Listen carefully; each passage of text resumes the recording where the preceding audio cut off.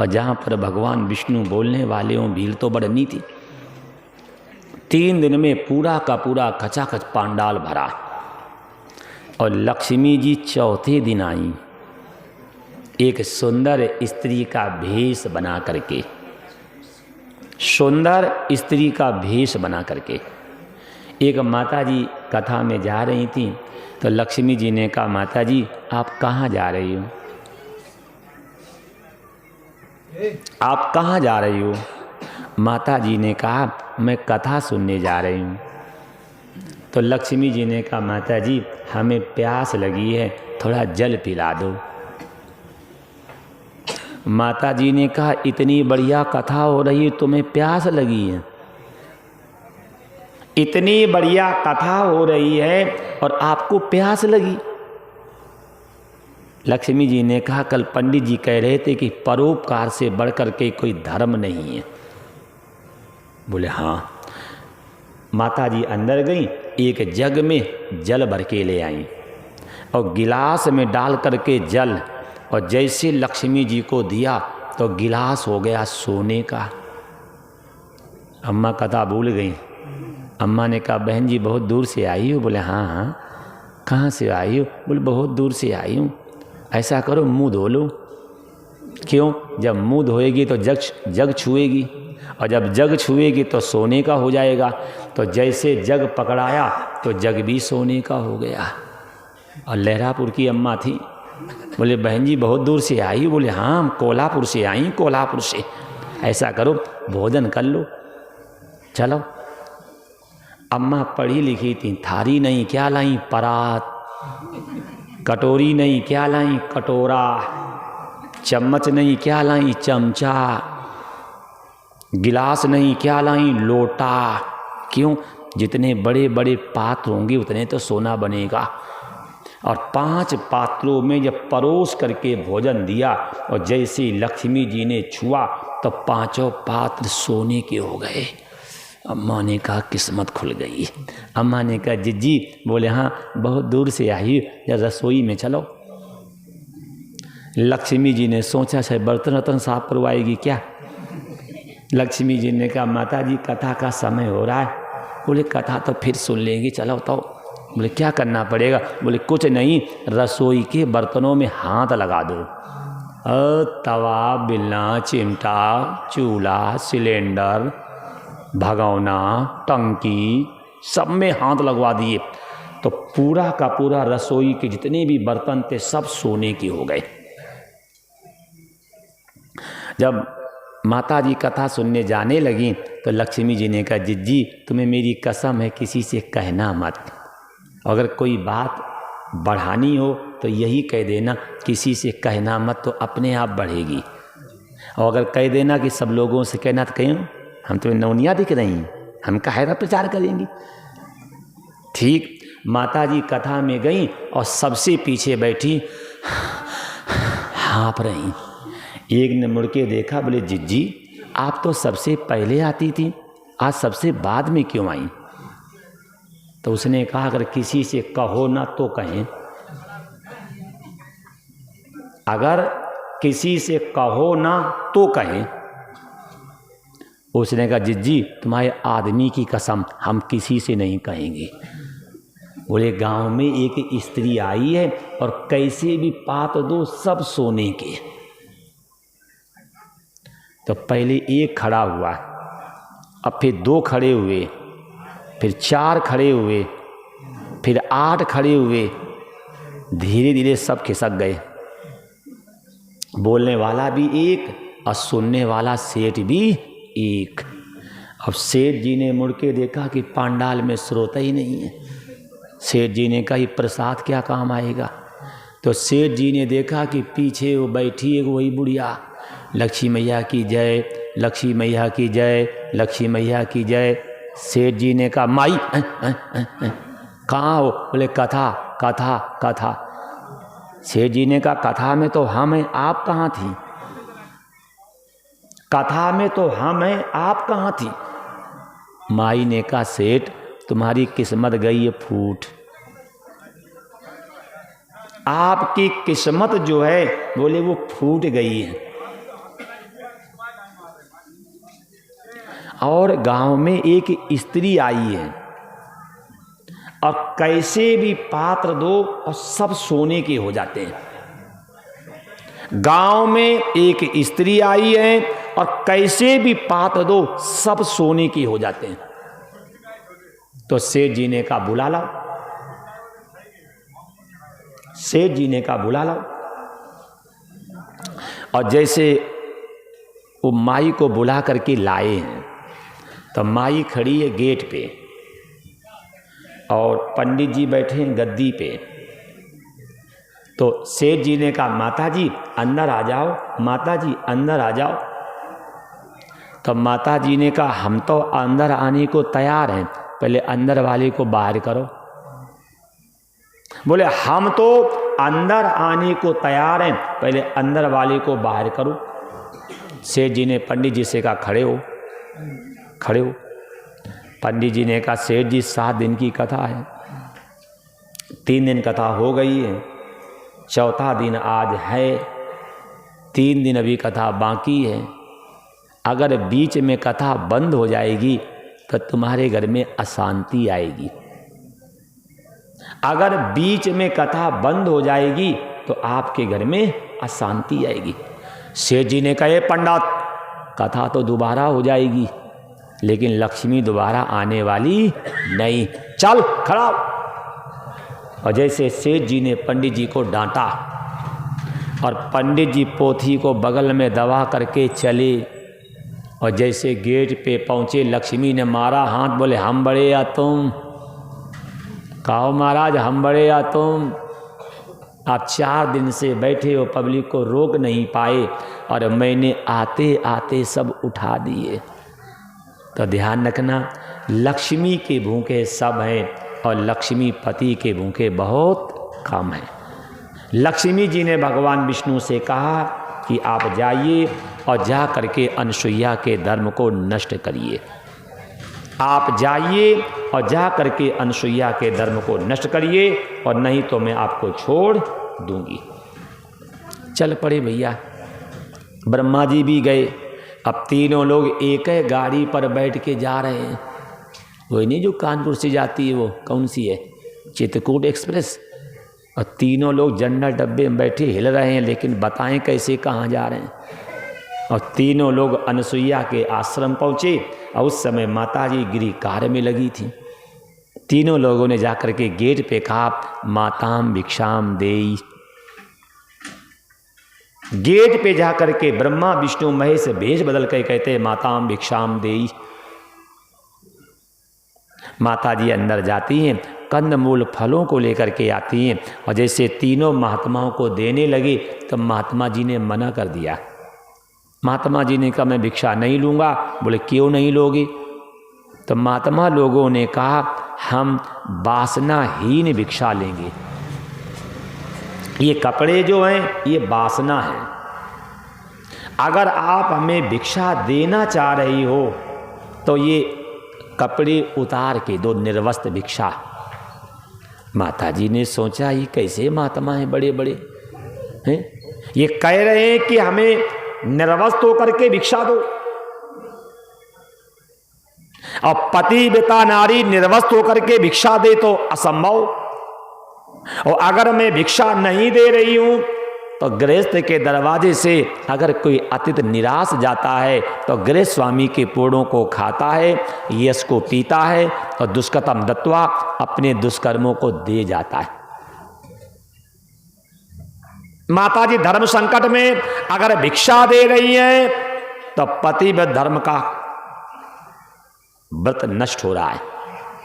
और अगर मैं भिक्षा नहीं दे रही हूं तो अति सत्कार नष्ट हो रहा है। माता जी धर्म संकट में और माता जी ने क्या किया, हाथ में जल ले लिया और हाथ में जल लेकर के कहा अगर मन वाणी कर्म से मैंने पति को परमेश्वर माना हो, मन वाणी कर्म से मैंने स्वप्न में किसी पुरुष का स्पर्श न किया हो, मन वाणी कर्म से अगर मैं पति को परमेश्वर मानती हूं तो तीनों महात्मा 6-6 महीने के बच्चे हो जाएं। और जैसे हाथ में जल लेकर के छींटा मारा तो ब्रह्मा विष्णु महेश 6-6 महीने के हो गए, इल्लू पिल्लू पे पे रोने लगे। माताजी ने उठाया है, आश्रम के अंदर ले गई हैं, गोदी में लिटाया है और अपने आंचल का दूध पिलाया है। देखो ये है पतिव्रता नारी का गौरव। इसीलिए मैं आपसे कहता हूँ, अगर कोई व्यक्ति गंदा हो, दशरथ जी ने गलती की थी, दशरथ जी ने गलती की थी, श्रवण कुमार को मारा था और सभी क्षत्रियों ने प्रतिज्ञा की थी कि कोई क्षत्रिय अपनी कन्या दशरथ जी को नहीं देगा। दशरथ जी ने श्रवण कुमार को मारा था। सभी ब्राह्मणों का संकल्प था कि कोई भी ब्राह्मण दशरथ जी को आशीर्वाद नहीं देगा, दशरथ जी के यहां पूजा पाठ करने नहीं जाएगा। आपको मालूम होगा श्रृंगी जी दशरथ जी के दामाद थे और फिर भी यज्ञ करने नहीं आए। उस समय क्या था, अगर कोई गलती करता था, अगर कोई अपराध करता था तो समाज उसका बहिष्कार करती थी। अगर कोई गलती कर रहा है, अपराध कर रहा है, तो उसका विरोध करना हमारा धर्म है। जो गुनाहों को माफ करता है सबसे बड़ा गुनहगार, और जो अपराधी को माफ करता है सबसे बड़ा अपराधी। अगर किसी व्यक्ति का आचरण सही नहीं है तो उसके घर न जाओ और न अपने छोटे छोटे बच्चों को जाने दो। क्यों? अगर नाली में ईंटा डालोगे तो छींट भी तो आपके ऊपर आएंगी। अगर कोई चरित्रहीन है, चरित्र से लूज है, पहले तो नियम बनता है कि गांव उसका बहिष्कार करे। भागवत के 6 स्कंद को देख लीजिए, अजामिल वैश्या को घर में लाया था। अब पूरे कन्नौज ने संकल्प ले लिया था कि कोई व्यक्ति अजामिल को अपने घर नहीं बुलाएगा और कोई व्यक्ति अजामिल को पूजा पाठ के लिए घर नहीं बुलाएगा और न कोई व्यक्ति अजामिल को दान दक्षिणा देगा। अगर कोई व्यक्ति गलती कर रहा है तो उसका बहिष्कार करना ये गांव का धर्म है, ये गांव का कर्तव्य है, ये गांव का दायित्व है। अगर कोई चरित्रहीन है, अनाचार, दुराचार, व्यभिचार कर रहा है तो हमारी जिम्मेदारी बनती है कि गांव उसका बहिष्कार करे। नहीं करोगे तो मालूम क्या होगा, खरबूजा को देख के रंग बदलता है। तो एक व्यक्ति अगर गंदा होगा तो धीरे धीरे, क्यों, बुराई में संगठन होता है और अच्छाई में संगठन नहीं होता है। एक दारूबाज को मारने लगो तो 50 हिंदर्द आएंगे, यार मत मारे, बेचारा पिए हुए, इसको होश नहीं है। और हमें मारने लगो, मार पंडित बहुत फालतू बोलता है, मार साले को। क्यों? बुराई में संगठन होता है और अच्छाई में संगठन नहीं होता है। देख लो, चिलम पीने वाले एक ही चिलम में सब घुस जाएंगे, चाहे पंडित जी हो, चाहे ठाकुर जी हो, चाहे मेहतर जी हो। नहीं लिखते ठेके पे बुद्धि विकास केंद्र, हमारे बिठूर में लिखा है, तुम्हारा ध्यान किधर प्यारे, हम हैं इधर। तुम्हारा ध्यान किधर और हम हैं इधर। और एक और लिखा है, मंदिर मस्जिद है विवाद और बुद्धि विकास है एकता का द्वार। अच्छा बताओ, इतनी छोटी खिड़की होती है, उसमें चाहे पंडित जी हो तो कुर्ता ऐसे कर लेंगे और चाहे मौलवी जी हो तो का कुर्ता ऐसे कर देंगे, क्योंकि वो एकता का द्वार है ना। मंदिर मस्जिद है विवाद और बुद्धि विकास है एकता का द्वार। चाहे पंडित जी हो, चाहे ठाकुर जी हो, और चाहे बनिया जी हो, और चाहे मेहतर जी हो, लेकिन वो द्वार सबके लिए समान है। और देखो तो दूध उधार, दारू नगद, दूध गली गली में, दारू एक जगह पे। दूध बुला के देना पड़ता है और दारू भगा के देनी पड़ती है। देखो दूध बने आता, घंटी बजाएगा, चिल्लाएगा, दूध दूध, अरे आ रहा हूं, चुप रह। और यहां आगे बढ़ भाई साहब, आगे बढ़, आगे भाई साहब, भाई साहब, भाई साहब। देख तो लो ये सौभाग्य अपने देश का। दूध उधार, दारू नगद। दूध गली गली, दारू एक जगह।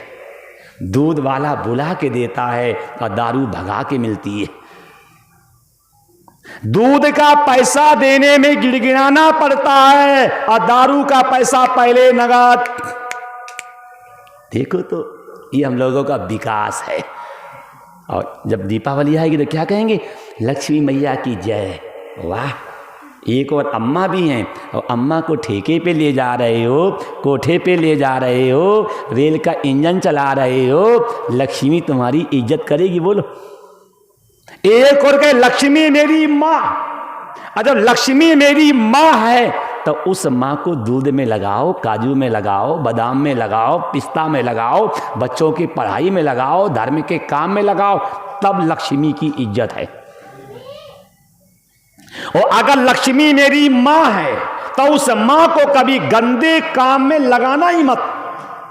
अगर लक्ष्मी माँ को किसी बुरे काम में लगाओगे तो लक्ष्मी आपको छोड़ देगी, लक्ष्मी आपका बहिष्कार कर देगी। देख लो, आपके सामने प्रमाण है।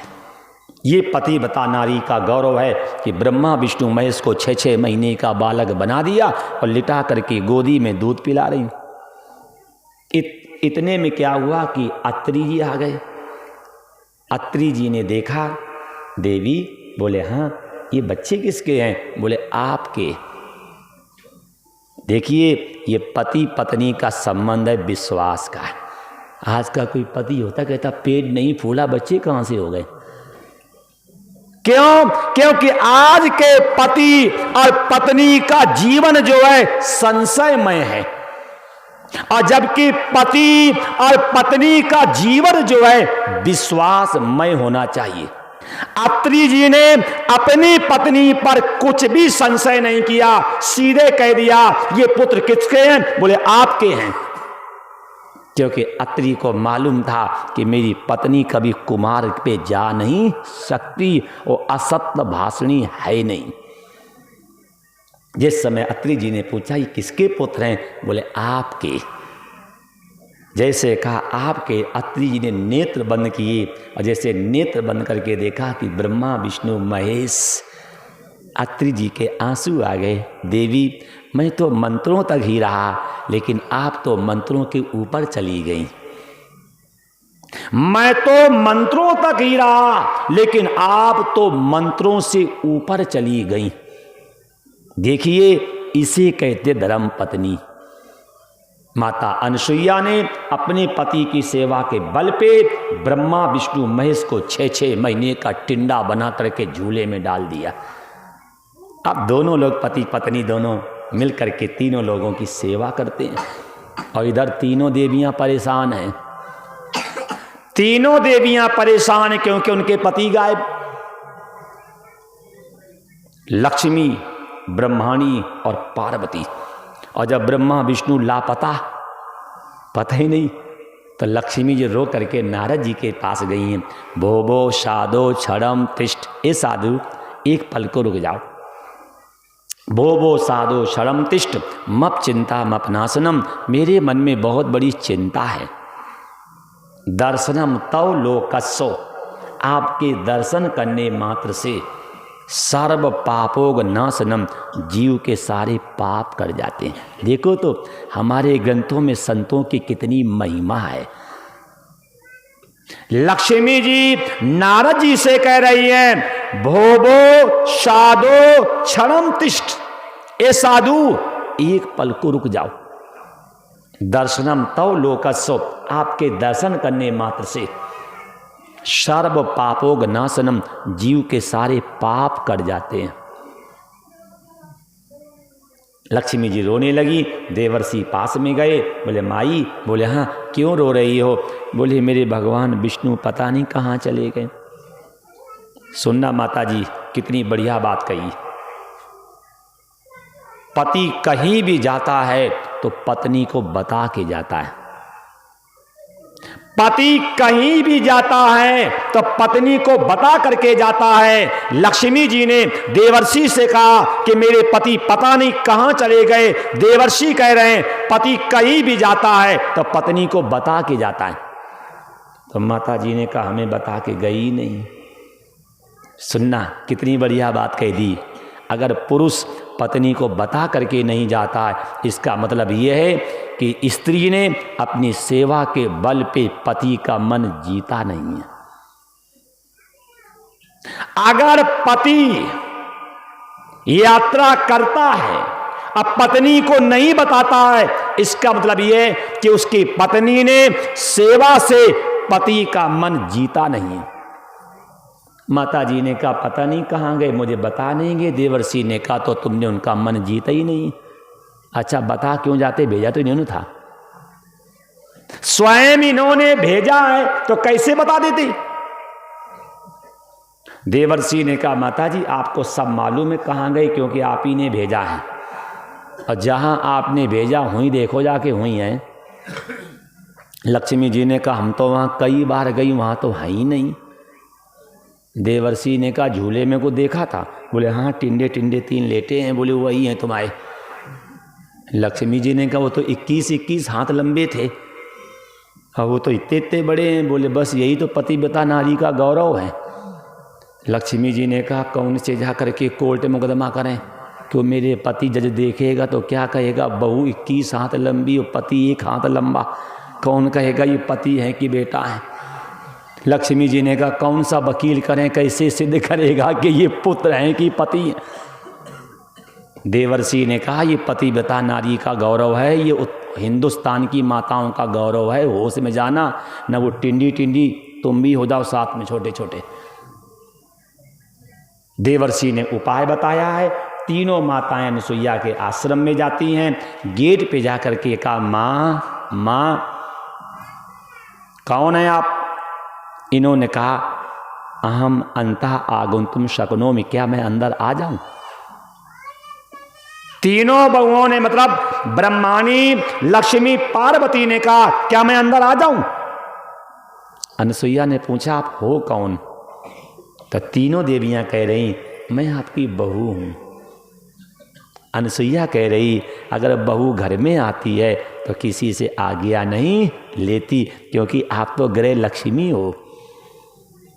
जब आप गृह लक्ष्मी हो तो आपको आज्ञा लेने की आवश्यकता ही नहीं है।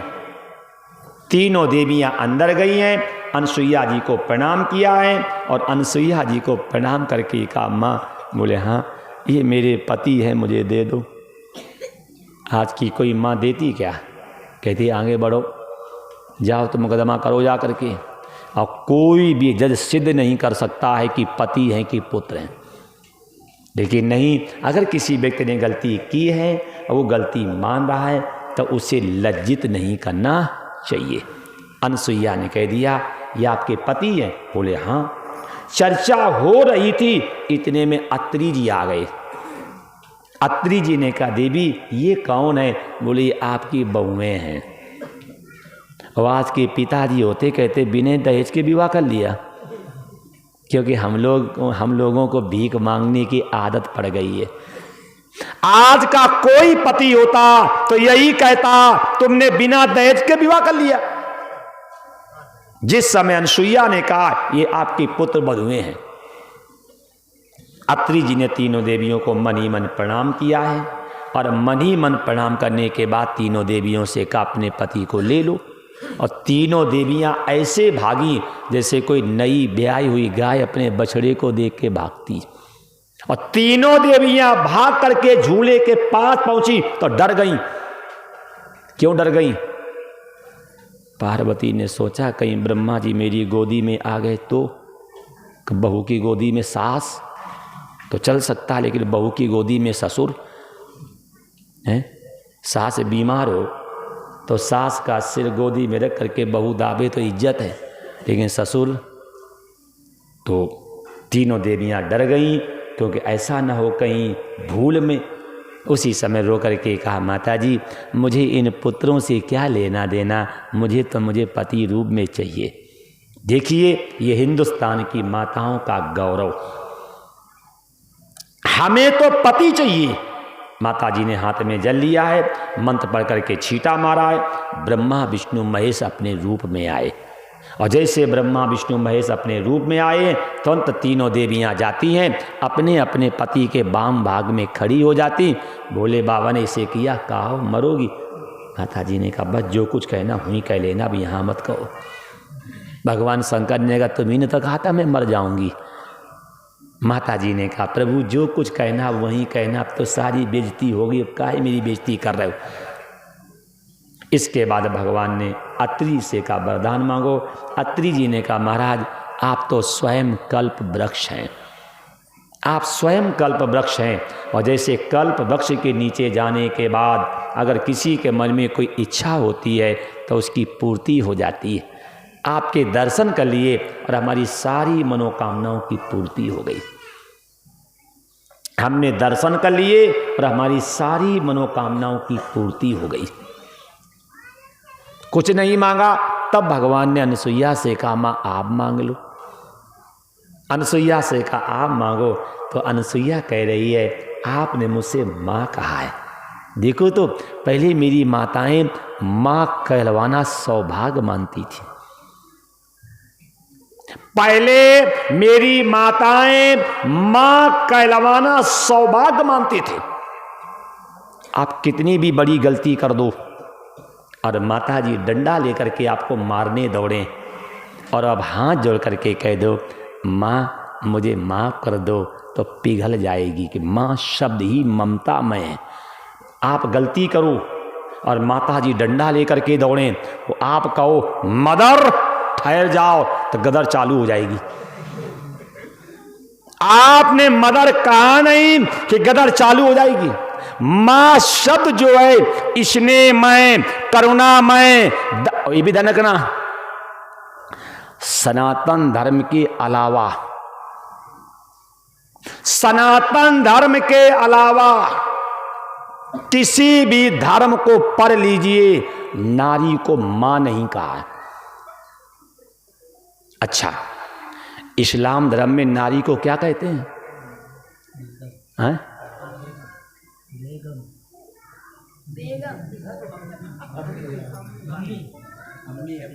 और महिला कहाँ कहते हैं? महिला शब्द उर्दू का शब्द है। महिला माने पूरे मोहल्ला की, कोई आओ और संतान कर जाओ, उसे कहते हैं महिला। आओ रथ, आओ और रथ मतलब अपने पति को धक्का दे और दूसरे के पास रथ रहे, उसी का नाम आओ रथ। अपने यहाँ किसी भी ग्रंथ में स्त्री को महिला नहीं लिखा, किसी ग्रंथ को पढ़ लो, ना कहीं महिला होगा और ना कहीं औरत होगा। अच्छा, क्रिश्चियन लोग क्या कहते हैं? बीबी हैं, और बीबी माने होता बीमार। बीबी माने घर में कोई फंक्शन हो रहा है तो अम्मा बैठी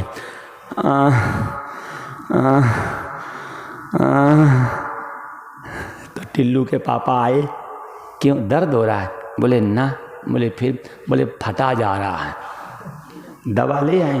बोले ना, फिर? बोले छोले भटूरे ले आओ। और जैसे पिताजी छोले भटूरे लेने गए, अम्मा का दर्द ठीक। ये है बीबी। बीबी माने बीमार, बीबी माने बीमार, हमेशा बीमार रहे। तो ध्यान रखना है, इसमें तो बीमार नहीं है क्या? ये बहानेबाज होती हैं, कोई नहीं तो कहीं कमर में दर्द हो रहा है, और लड़ते समय कमर दर्द ठीक हो जाता है।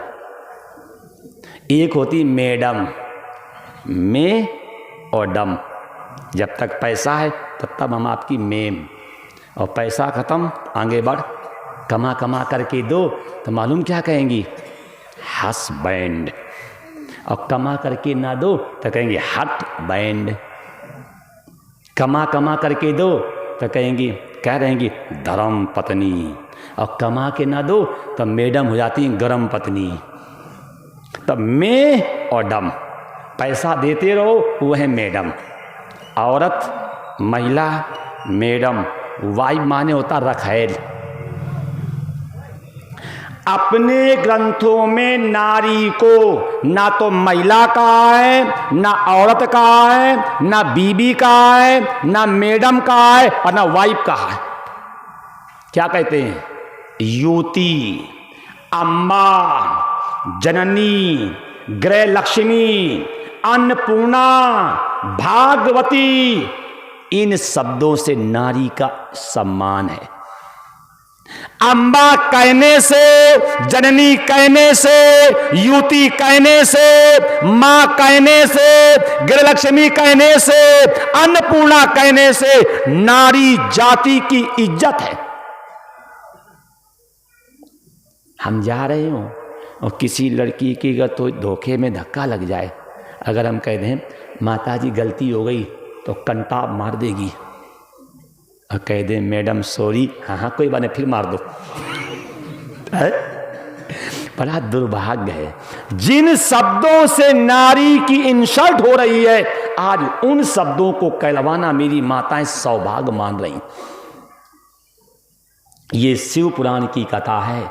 जिस समय माता जी से भगवान कहते कुछ मांगो, तो माता जी क्या कहती हैं कि आपने मुझे माँ कहा है, आपने मुझे माँ कहा है, तो आप पुत्र बन के आओ और मेरी गोदी में लेटो और मैं तुम्हें आंचल का दूध पिलाऊं और तुम मुझे माँ कहो। देखो तो पहले मेरी माताएं माँ कहलवाना सौभाग्य मानती थी, इस आधुनिक जमाने की मम्मियाँ माँ कहलवाना दुर्भाग्य मानती। अब हम ग्रंथ का नाम नहीं बताएंगे, ग्रंथ में लिखा है सत्यार्थ प्रकाश में कि माताओं को अपने आंचल का दूध बच्चों को नहीं पिलाना चाहिए। बोले क्यों? बोले कमज़ोर हो जाएंगी, कारगिल के युद्ध को हार जाएंगी।